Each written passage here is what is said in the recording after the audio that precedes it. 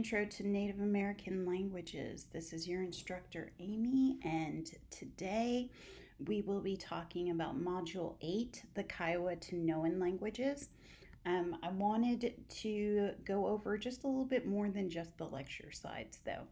So, Module 8, if you open Module 8, if you go to the course learning modules, scroll all the way down. I'm gonna make this full screen. If you scroll all the way down, Module 8 is the last week. Open it up. So it says that Module 8 is the Kiowa Tanoan languages, and it's only 1 week long, but it says everything is due on May 6th, which is actually just under 2 weeks. So what is going on there? Well, I only loaded 1 week of content because this is technically our last week of class, and next week is our finals week. However, I didn't want to make everything due this Friday. I went ahead and gave you 2 weeks to complete 1 week worth of content, just to clarify. So in this module, we have the reading resources.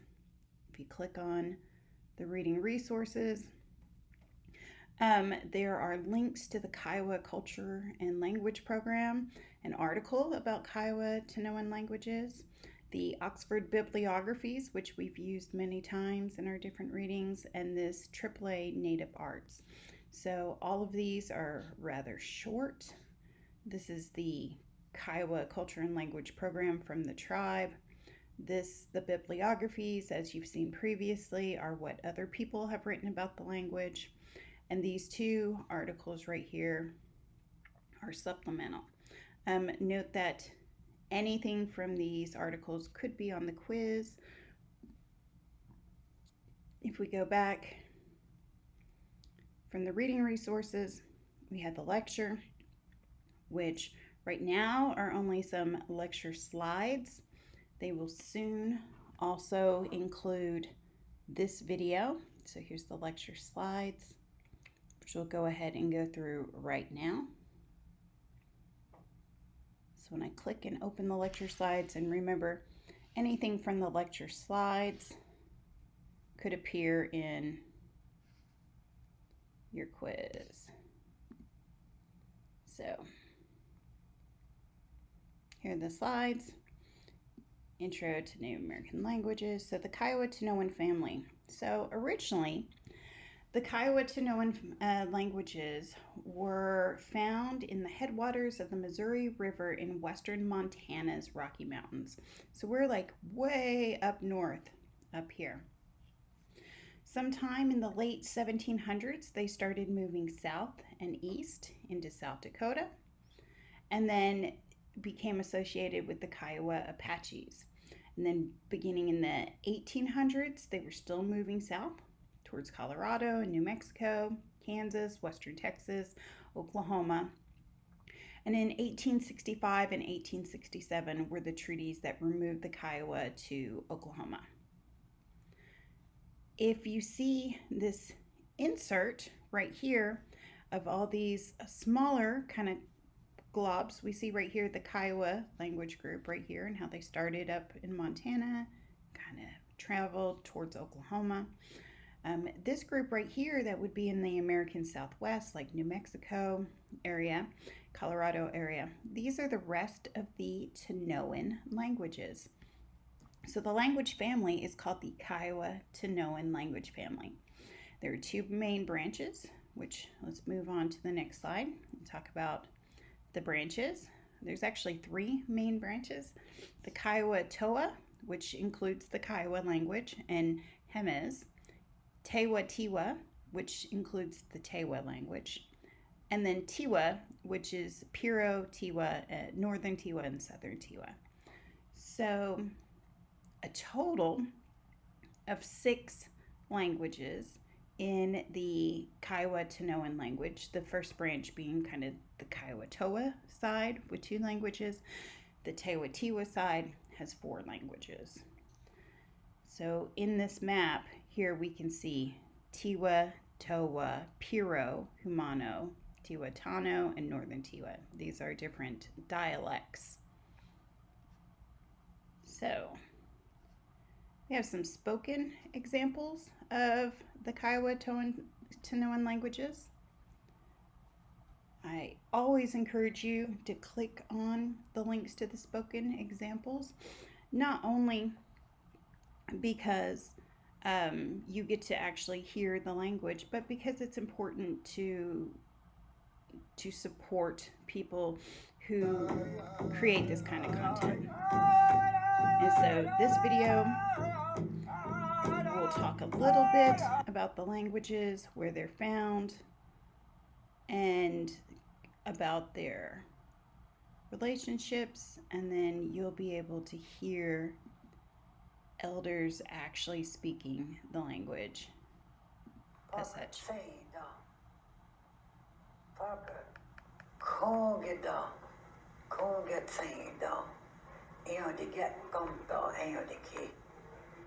Today we will read part.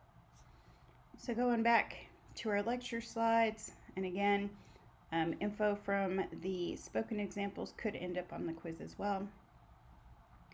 Here we have I apologize. I didn't realize that my slide was messed up. I will try to fix this in the original version.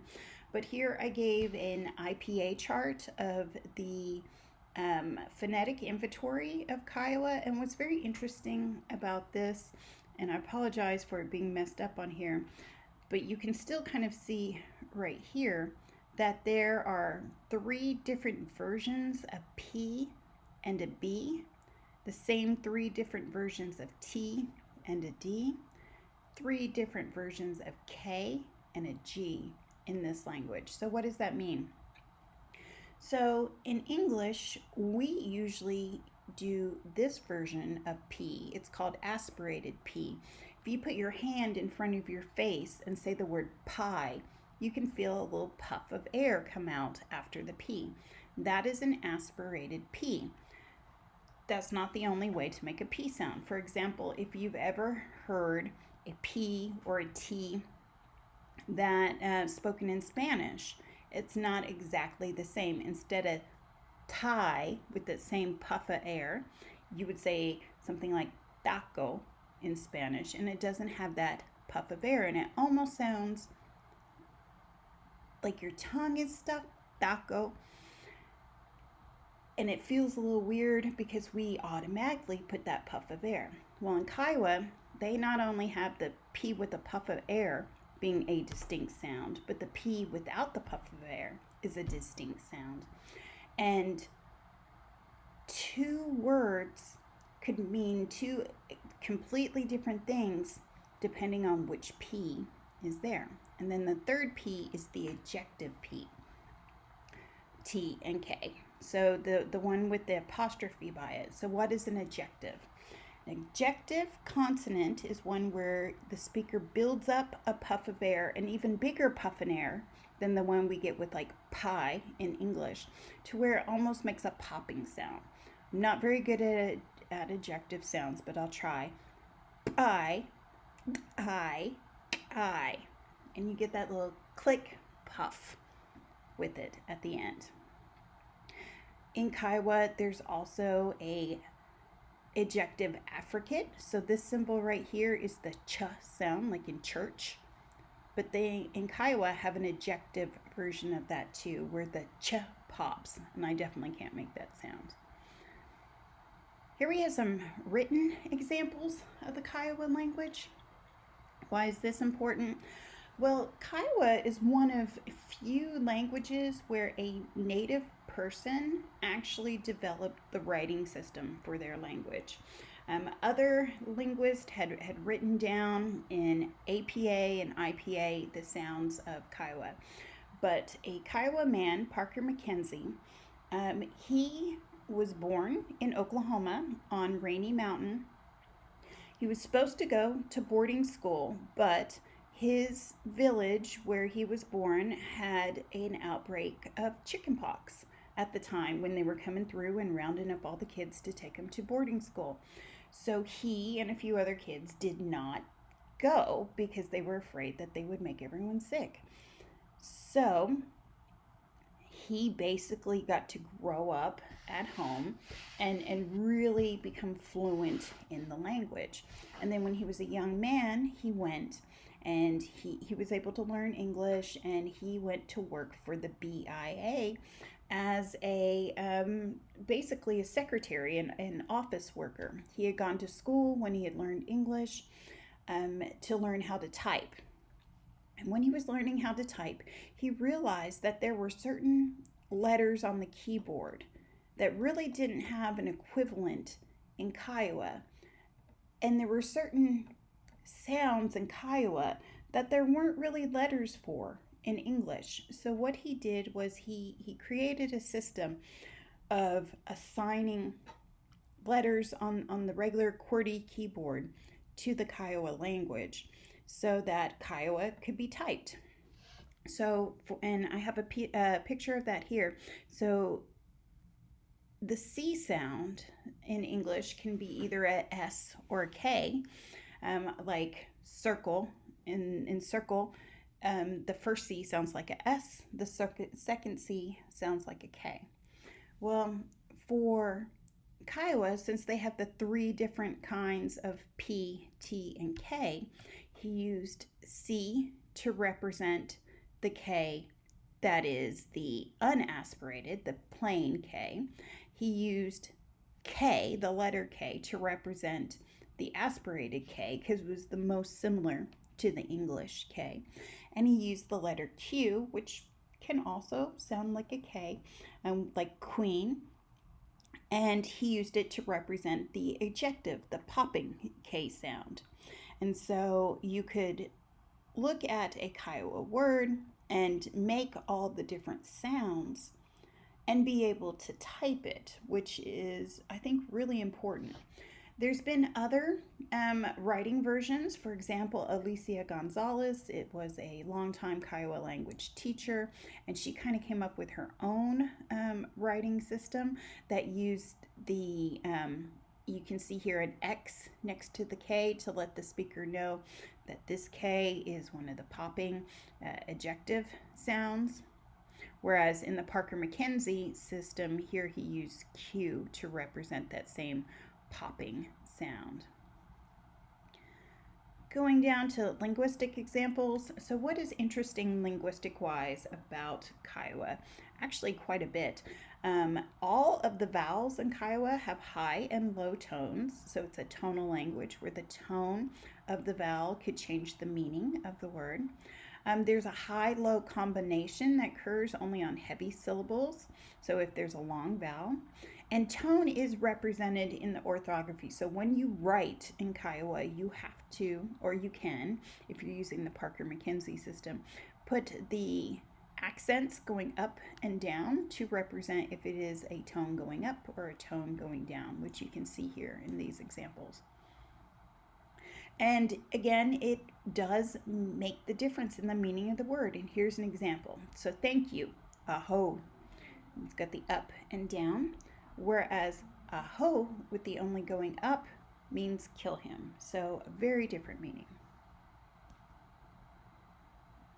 Here we have some more linguistic examples. So in Kiowa, verbs are very complex. They are polysynthetic, like a lot of the languages that we've studied in this class. You have a verb root, which really doesn't mean anything by itself, but then you add a pronominal prefix, which is obligatory. You have to do it. It's not a can do, it's a must do.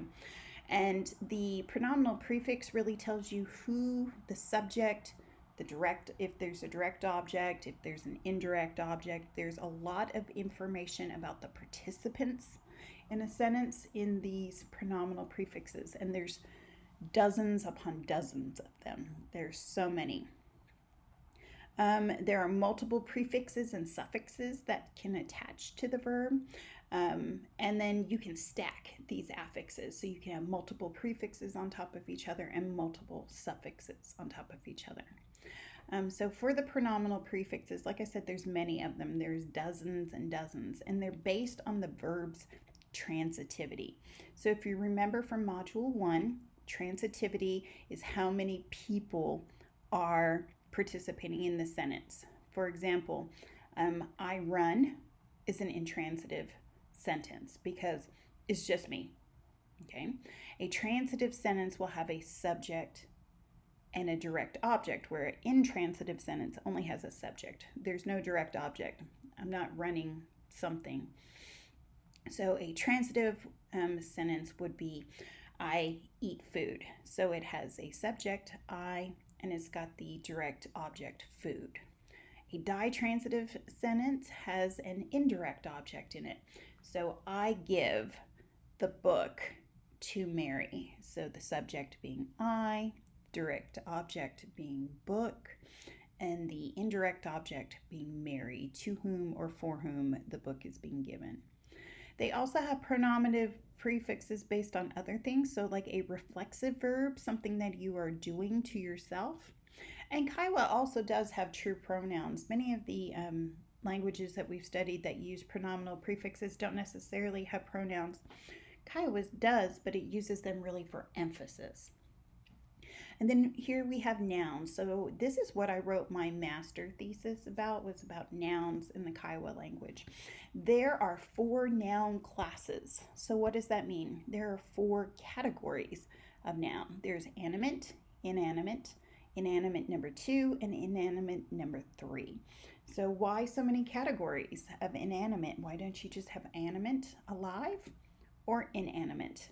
So in Kiowa, they separate it in kind of more detail. So something that is animate is alive. However, it does not have to be actually alive. For example, the moon and the sun are animate.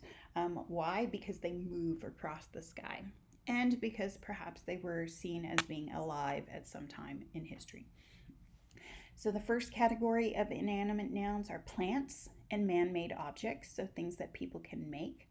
Inanimate 2 is things that come from living organisms. For example, hair or tomatoes, fruit.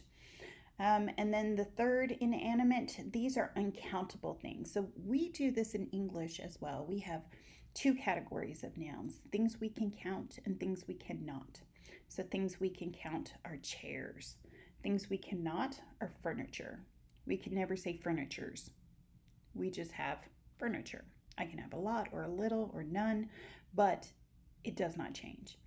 So this inanimate number 3 in Kiowa are similar things that you cannot count in the same way. And it's very abstract. It's kind of just like what was left, they put in a category.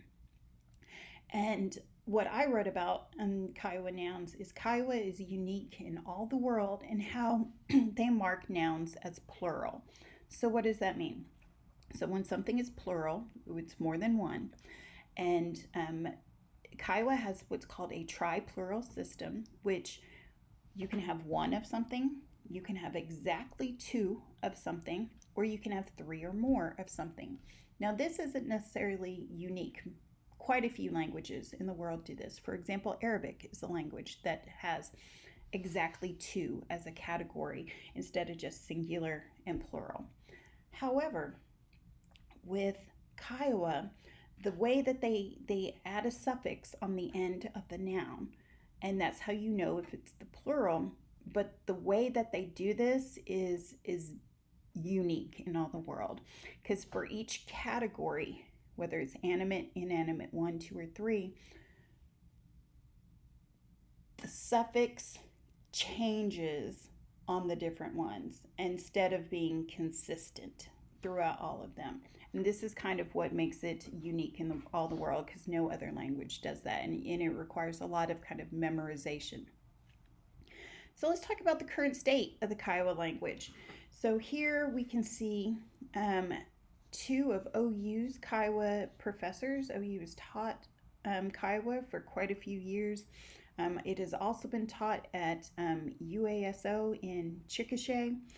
I'm sure it's been taught other places as well, but these are 2 places I know for sure. At UASO, it was Alicia Gonzalez for years who taught it, which I showed you her writing system.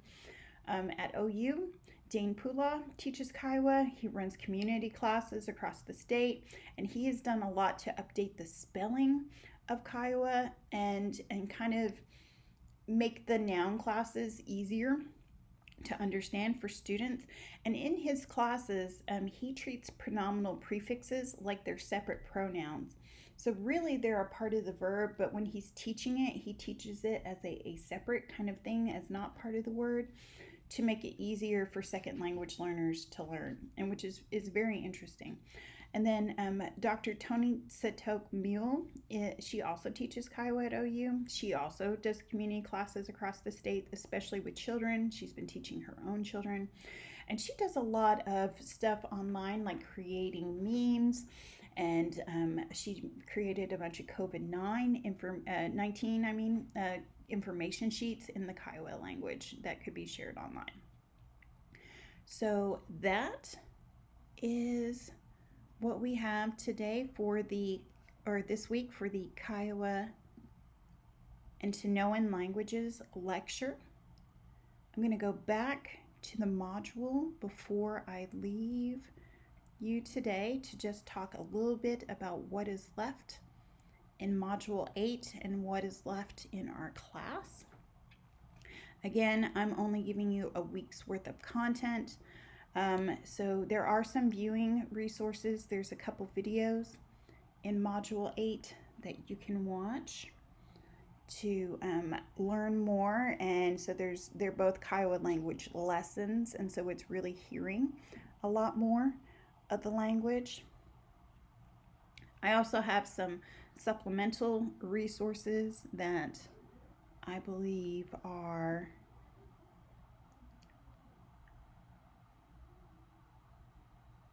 more videos.